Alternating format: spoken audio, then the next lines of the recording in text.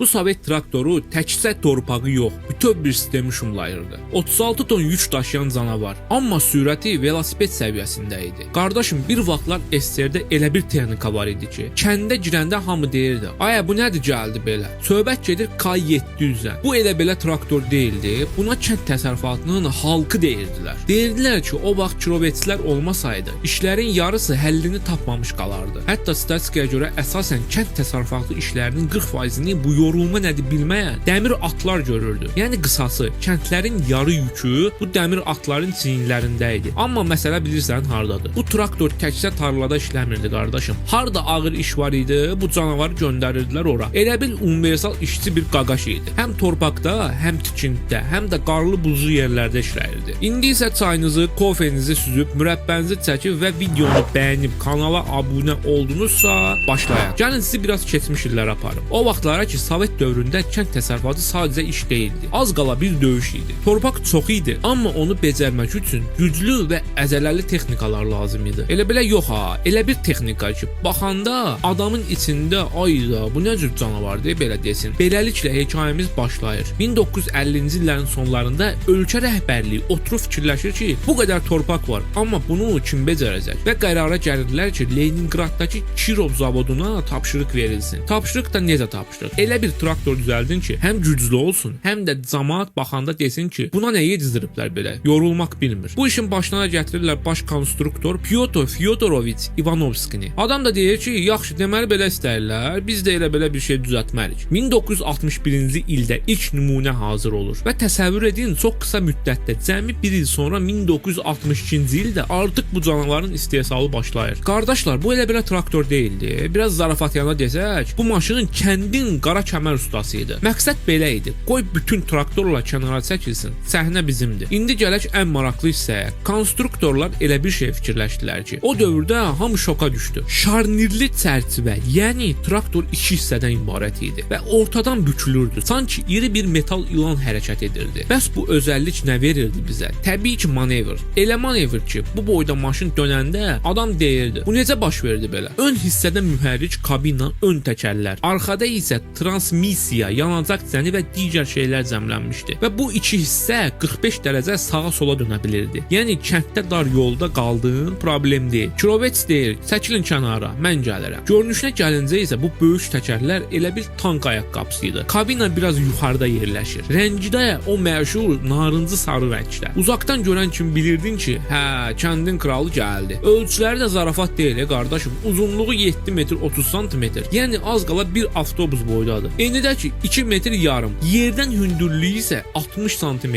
Bu o deməkdir ki, yol var ya yox, fərqi yoxdur. Palçıq desəm problem deyil. Bəs kələ-kötür yollar dediyini eşidirəm oradan. Qardaşım, nə kələ-kötür yolu? Heç bunun qarşısında bataqlıq belə dura bilmir. Gələk əsas məsələ olan ürəyinə. K700-ün ürəyi YMZ 280 mühərriki idi. 8 silindrli V formalı dizel. Həcmi 14.86 litr. Yəni bu artıq mühərrik deyildi. Bir qarınqulu canavar idi. Gücü 220 at gücü. O vaxt üçün bu rəqəm sadəcə rəqəm deyildi. Bu güc Sovetin güc nümayişi idi. Mühərriki isə maye ilə soyudulurdu və sonrakı versiyalarına da turbina da əlavə etdilər. Yəni biraz da qaz verəndə artıq kənddə hamı bilirdi ki, Kirovets işə düşüb. Transmissiya da öz yerində qardaşım. Çox diskli mufta və 12 pilləli sürətlər qutusu var idi. Yəni sürücü istəsə yavaş-yavaş işləyər, istəsə də gedək görək başımıza nə gələr moduna keçərdi. İndi gələk bizim dəmir canavarın ən maraqlı xüsusiyyətlərinə. Bu Kirovets elə belə maşın deyildi. Sanki sürücüyə deyirdi: qardaş, necə sürmək istəyirsən, elə də sür. 8 dənə irəli sürət, 4 dənə geri. Yəni istəsən asta-asta gedərsən. İstəsən də ver qazı görək nə olur. Maksimum sürəti 35 km/saat. O boyda vəhşi üçün bu sürət heç də az deyildi. Ən əsas məsələ 4 təkərin hamısı işləyirdi. Dartıcı gücü də yerində. Torpağı elə çəkirdi ki, sanki ip çəkir. Hidravlik sistemi isə tam usta işi idi. İstədiyin şeyi rahatlıqla qoşa bilərdin. Asma avadanlıq, qoşqu nə gəldi? Arxa hissəsi 35 ton qaldırırdı. Təsəvvür edə bilirsən, düz 35 ton. Bu artıq traktor yox,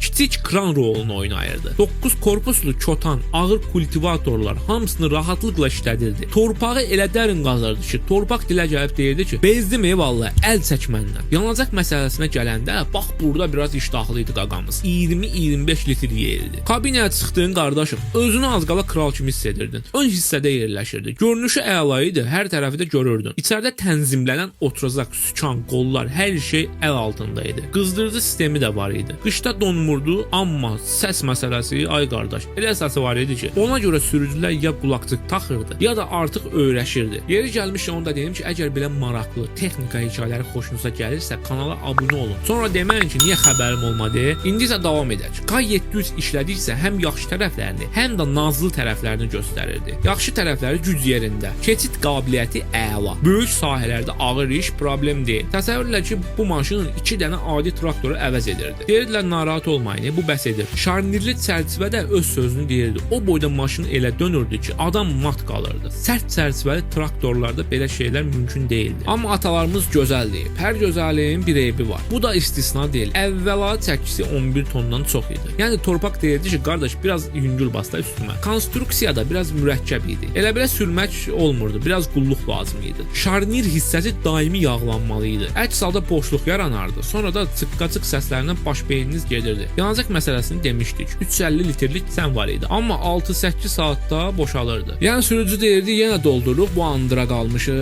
Mühərrikin soyutması da diqqət istəyirdi. Yayda istəyəndə qızırdı, qışda isə işə salmaq üçün əvvəlcədən qızdırmaq lazım idi. Yoxsa deyirdi ki, mənə əl vurmayın, hələ yatıram. İdarə etmə də asan deyildi. Bunun ilk modellərində sükan gücləndiricisi yox idi. Xüsusilə yavaş gedəndə əllərin dəhşət yorulurdu. Əyləcə də elə basırsan, amma deyir ki, biraz da güc ver, bəlkə basıldım. Ona görə kilometr sürmək sadəcə sürmək deyildi. Bu həm də məşq idi. Titrəyiş, səs, fiziki güc, hamısı bir yerdə. Günün sonunda sürücü düşəndə deyirdi ki, çox şükür bu gün də idman elədim. Amma bütün bunlara baxmayaraq K700 tez məşhurlaşdı. Savxozlarda, kolxozlarda hər yerdə işləyirdi. Xüsusilə Qazaxıstan çöllərində, Sibirdə, Altayda, böyük sahələrdə bu maşın sözün əsl mənasında özünü göstərirdi. Sonra bunun müxtəlif versiyaları çıxdı. 1969-da K700A gəldi. 235 at gücü. Sonra isə K701 3 saat gücü. Bu artıq traktor yox, Sovetlərin güc devizi idi. Meşə üçün, tikinti üçün də versiyalar buraxdılar. Yəni Kirovets dedi ki, mən hər yerdəyəm. İstehsal illərlə davam etdi. Ümumilikdə 400 mindən çox traktor buraxıldı. Bu maşınlar Şərqi Avropaya, Kubaya, Monqolistana göndərdi. Yəni Kirovets artıq beynəlxalq bir ulduz oldu. Sovet İttifaqı dağılandan sonra da bu hekayə bitmədi. İstehsal Sankt-Peterburqda davam etdi. Bu gün də hər hansı bir sahədə işləyən K700 görsəniz, bilin ki, bu sadəcə texnika deyil. Bu bir dövrün canlı yadigarıdır. K700 seriyasının müasir modifikasiyaları, məsələn K744. Təsəvvür etsən 428 at gücünə qədər mühərriklərlə, kondisionerli müasir kabinələrlə və elektron idarə etmə sistemləri ilə təchiz olunur. Sürücülər bu maşına böyük hörmətlə yanaşırdılar. Belə güclü texnikanı idarə etmək hər kəsin bacardığı iş deyildi. K700 təkcə kənd təsərrüfatında deyil,